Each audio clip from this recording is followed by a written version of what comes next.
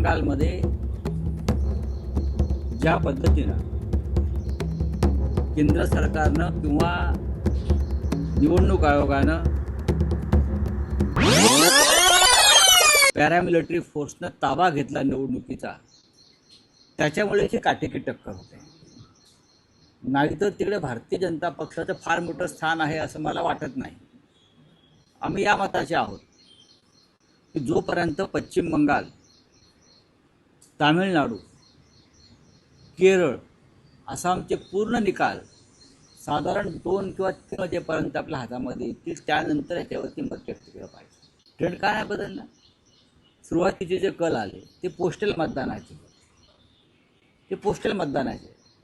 आता हळूहळू मतदान मोजायला सुरुवात झालेली आहे आणि त्याच्यामुळे अजून आपल्याला भरपूर वेळ आहे नक्की निकाल काय लागतात ते पाहण्यासाठी. पण नक्कीच पश्चिम बंगालमध्ये यावेळेला भारतीय जनता पक्ष स्पर्धेमध्ये आहे, पण टक्कर देतो. SIR बघा, ममता बॅनर्जी ह्यांना शह देण्यासाठी निवडणूक आयोग आणि भारतीय जनता पक्ष, मोदी शहा यांनी जवळजवळ 90 लाख मतं मतदार यादीतून काढली. 90 लाख मतं जेव्हा एकाच वेळेला डिलीट केली जातात त्याचा परिणाम निकालावर होतो. अद्याप कौल दिलेला नाही आहे.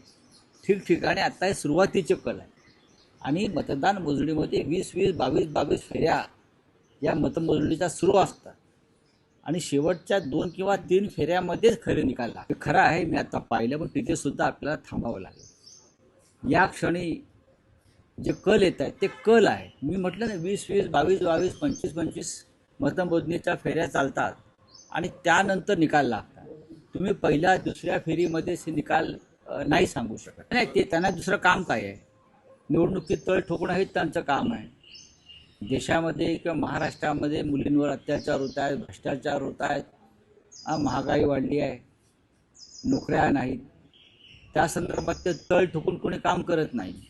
पण निवडणुका एखाद्या राज्यामध्ये आल्या की संपूर्ण सरकार मोदी शहांचं हे तळ ठोकूनच बसतं. तसे ते बसले. दुसरं त्यांना काय वेगळं देशाच्या हिताचं, विकासाचं काय फार मोठं काम त्यांच्या दृष्टिक्षेपात आहे असं मला दिसत नाही. हे काही करू शकतात. निवडणूक आयोग हा भारतीय जनता पक्षाचा मित्रपक्ष आहे आणि मित्रपक्ष चुनाव आयोग, निवडणूक आयोग असेल तर काही करू शकतात. एक बलात्कार झाला 4 वर्षाच्या मुलीवर, बरोबर आहे. ह्याच्यामध्ये कायदा आणि सुव्यवस्था सांभाळणाऱ्या गृहमंत्र्यांचं अपयश आहे. मग SIT त्यांची चौकशी करणार का? आरोपी पोलिसाच्या कस्टडीमध्ये आहे. मग आता SITचा विषय काय याच्यामध्ये आला? पण काही झालं की SIT नेणार.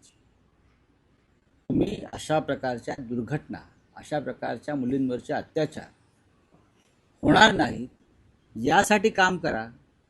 कायद्याचा धाक राहील असं पहा. चाकणला झाला आहे, पिंपरी चिंचवडला झाला आहे, 2-4 नागपूरला झाला आहे. तुम्ही कुठे कुठे SIT नेमणार आहात हे तर सांगा ना. SIT कोणत्या कारणासाठी नेमायची याचे काही संकेत आहेत. 100% हीच मागणी योग्य आहे. अशा प्रकारे कृत्य करणाऱ्यांना ताबडतोब फाशीवर लटकवायला पाहिजे. तुम्ही आता SIT लावून काय करणार आहात? म्हणजे हा लोकांचा मनातला प्रश्न आहे. ती जी पीडित मुलगी आहे, तिच्या वडिलांचा जो आक्रोश आहे, त्यांनी काय सांगितलं की त्या नराधमाला फासावर लटकवा आणि मग माझं सांत्वन करायला या. एवढं पुरेसं आहे.